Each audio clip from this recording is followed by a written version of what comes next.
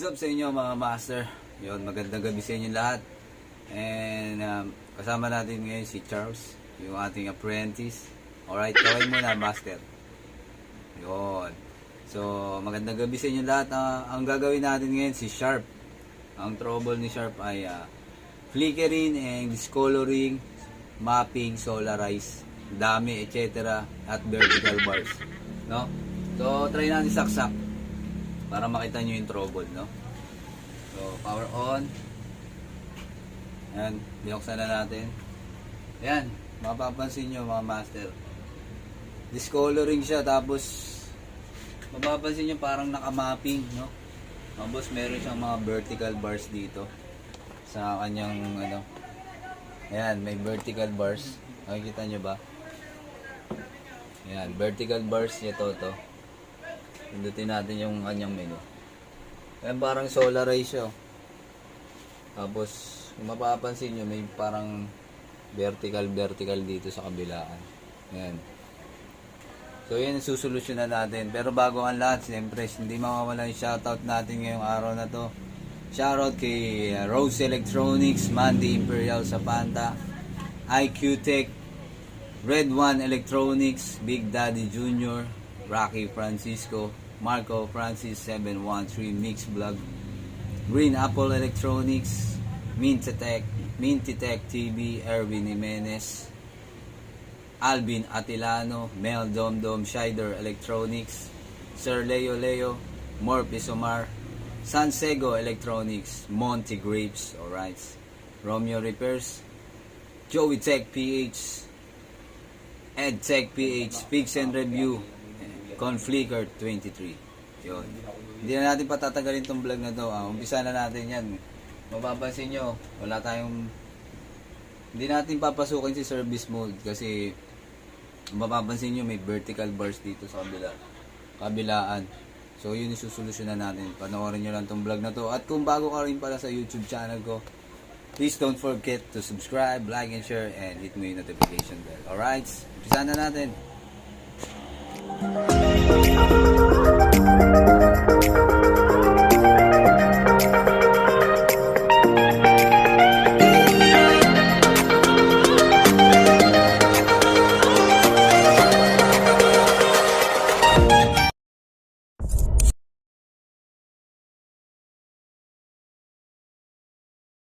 So, binuksan na natin mga master yung kanyang panel board. So, ito yung kanyang panel.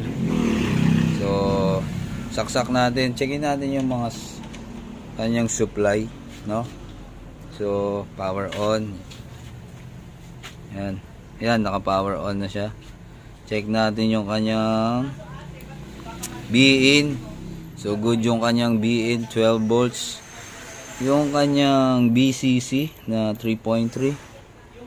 Yan, good naman, no? So, check namin natin yung kanyang BGH. Yung kanyang BGH. Yun, so good yung kanyang BGH 3.3. So, bakit kaya siya ganun, no?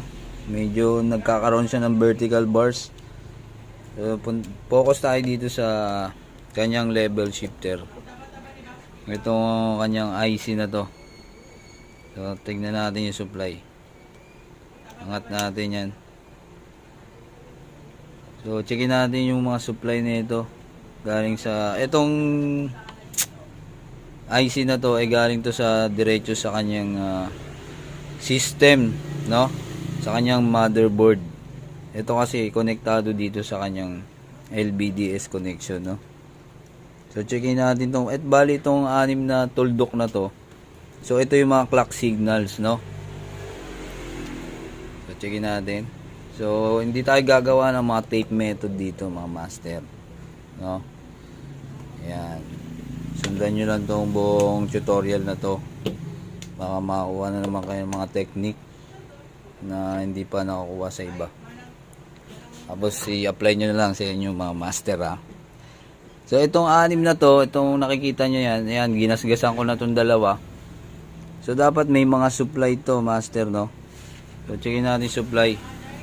Ito, may supply itong kabila, 1.2. Wait lang. Medyo dikit. So itong 6 na to mga master, yan. I-zoom in ko pa para makita nyo. Tapos yan, yung ginasgasan natin. So itong 6 na to, kailangan yan may supply na 1.2, no?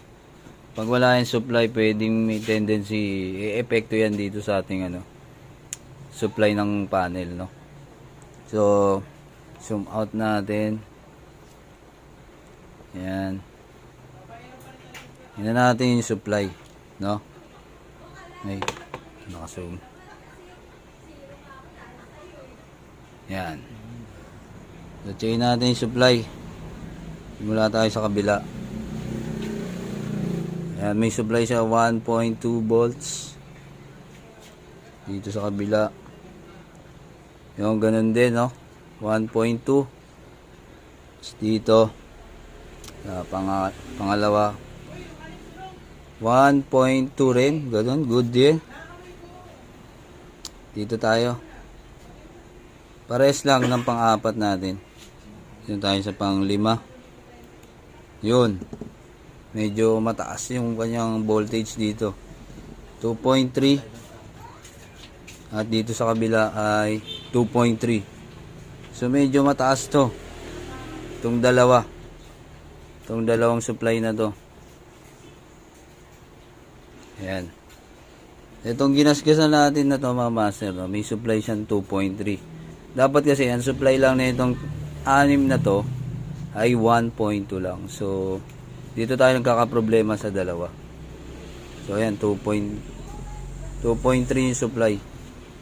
So gagawin natin, iba-bypass natin to mga master, no? So patayin muna natin. Ayan. Bypass natin siya, gawa tayong jumper.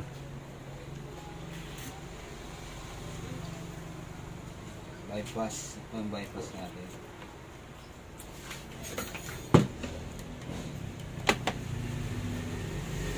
Ayan.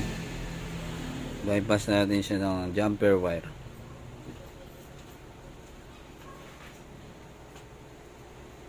Ayan natin kung obra ba tayo.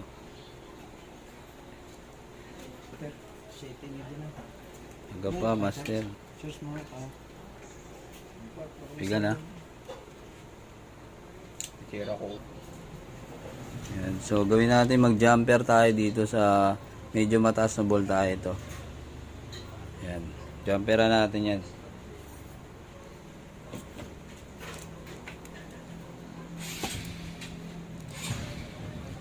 Ayan.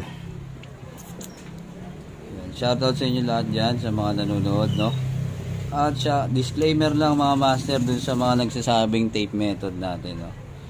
Yeah, hindi ganun basta-basta lang mag-tape method sa mga tech-tumer dyan, no? Na sinasabi, madali lang daw yung tape method, pero hindi ganun kadali yun. Pinag-aaralan din, no? Pinag-aaralan din yun, master, no? So, napuputol tayo mga master, no?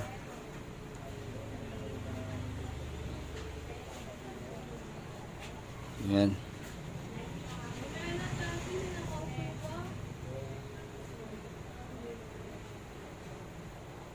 So, jumperan natin to.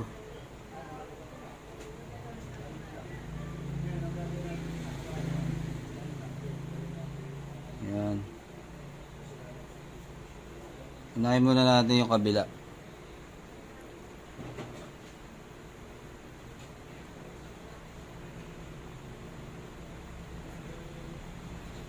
Ayan. Ayun na ba?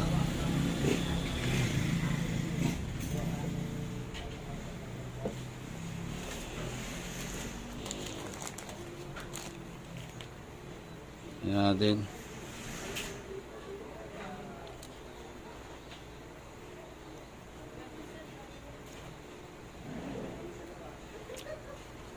Ayan. So, jumperan natin yan papunta doon sa kabila. So, gamit tayong static tape.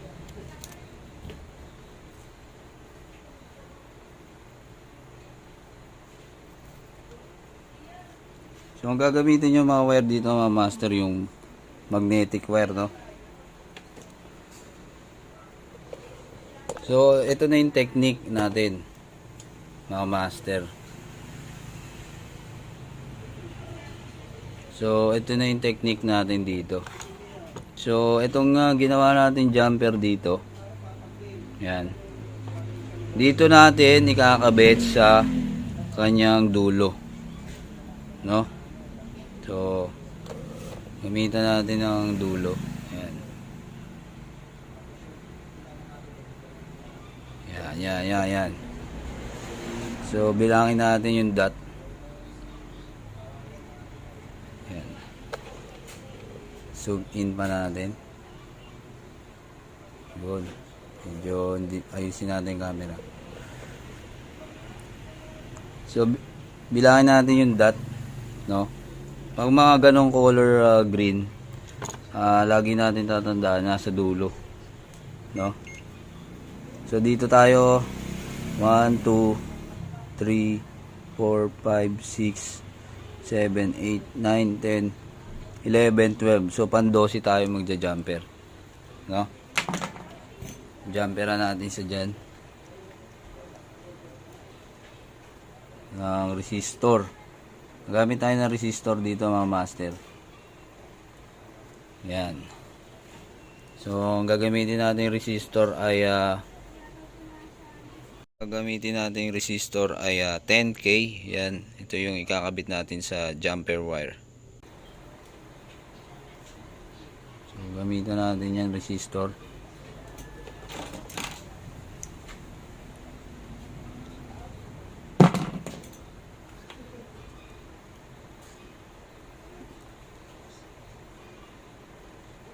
Natin.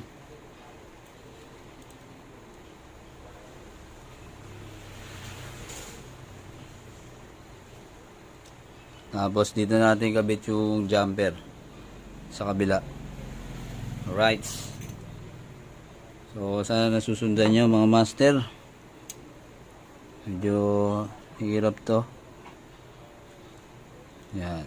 Cut muna natin. Uy, laglag pa siya.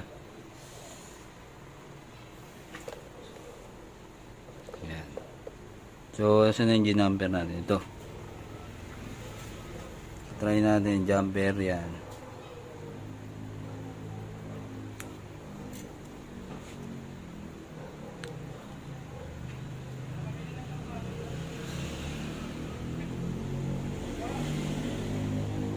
Yan.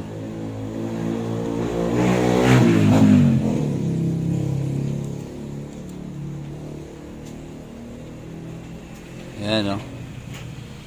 So, ginamperan na natin, mga master, no? Right. Yan. So, testingin natin kung ano magiging epekto sa screen. So, baliktarin muna natin yung kanyang screen. Yan.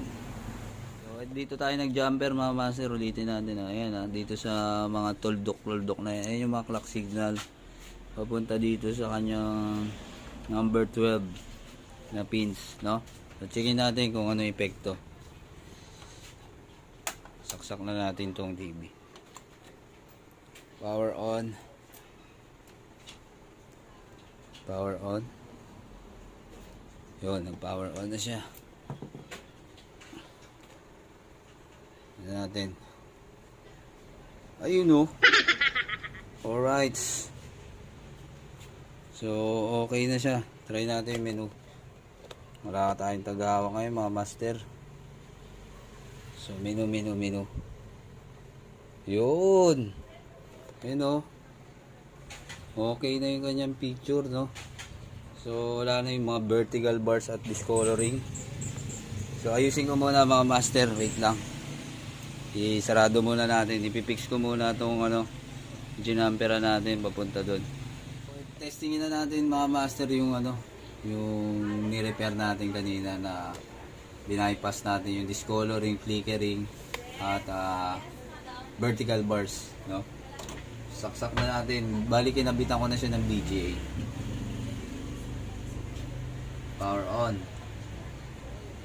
Yun. Ayun. Okay na, mga master. So, okay na yung kulay niya.